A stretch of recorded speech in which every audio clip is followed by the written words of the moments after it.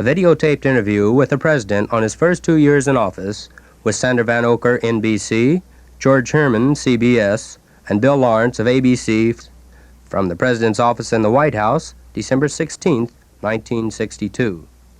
Sir, how do you, as the leader of the Western Alliance, of the strongest member nation, how do you get the European countries, which are becoming increasingly more independent, increasingly more prosperous, which is what you've said you hope that they would become, how do you get them to follow your lead? Apparently, Secretaries McNamara and Rusk have not come back with an altogether satisfactory report from the NATO meeting. The Europeans seem unwilling to build conventional forces.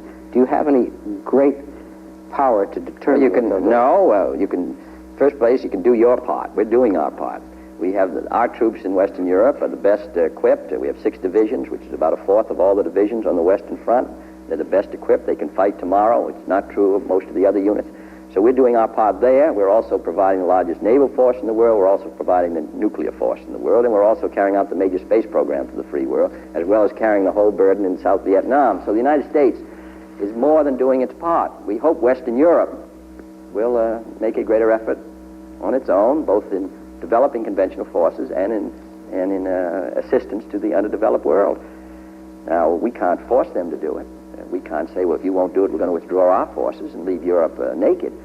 But I think the United States has done pretty well in carrying its burdens, and we hope that Western Europe, now that it's prosperous, will do its part. We put $12 billion in Western Europe in 4 years, from 48 to 52. The amount of assistance we've given Latin America under the Alliance for Progress is a fraction of that. So we have a right, it seems to me, as we've done and proven that we're not sunshine soldiers to expect that Europe itself. There isn't a country in Europe that's putting, of the countries we're talking about, that's putting as many men and as large a proportion of its population and gross national product into defense as we are. Sir, do you reach a point where you have to say, fish or cut bait? I can't go to the American people and ask them to assume this burden if they know that you're going to do this? For example, the Skyboat. Well, look at Skyboat. The United States has developed the Skyboat. We put in $350 million into Skyboat. No other country has put anything into the actual manufacture of Skyboat. If we completed it, the British would have bought 100 missiles. We would have bought 1,000. It would have cost $2.5 billion. We today pay 30% of the infrastructure costs of NATO, the supply lines, the depots in Europe. It costs us about $3 billion in our balance of payments. The aid we give around the world is, the American people are very critical, and the American press prints a lot of bad news because bad news is news and good news is not news. And so they get an impression always that the United States is not doing its part.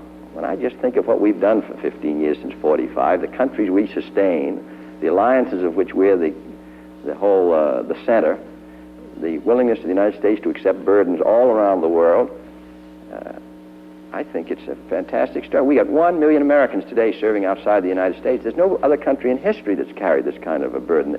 Other countries have had forces serving outside their own country, but for conquest. We have 2 divisions in South Korea, not to control South Korea, but to defend it. We have a lot of Americans in South Vietnam. Well, now, no other country in the world has ever done that since the beginning of the world. Greece, Rome, Napoleon, and all the rest always had conquest. We have 1 million men outside, and they're trying to defend these countries. Now what we are saying is that rich Western Europe must do its part. Now, I hope it will. Nothing a president ever says is without effect, Mr. Kennedy. Aren't you sure that these words that you've just uttered will come back to you when appropriations bills start through the Congress? That you'll hear yourself? No, I think the American people ought to know what they're doing, and I think Western Europe, Western Europe success, after all, represents the greatest success of American foreign policy of the last, since World War II, the rebuilding of Europe. It's just what we want. They're bound to have differences of opinion with us, but all we ask Western Europe to do is not look in and just become a rich, careful, secluded group, but to play their role in this great world struggle as we've done it. We're going to continue to do it in the United States, but we ought to recognize how much we've done and not always be feeling. Whenever I read a dispatch from Europe, it's usually rather critical. Even in the Skyboat stories that come out about how critical of the United States. My goodness, we've done a tremendous job in this country.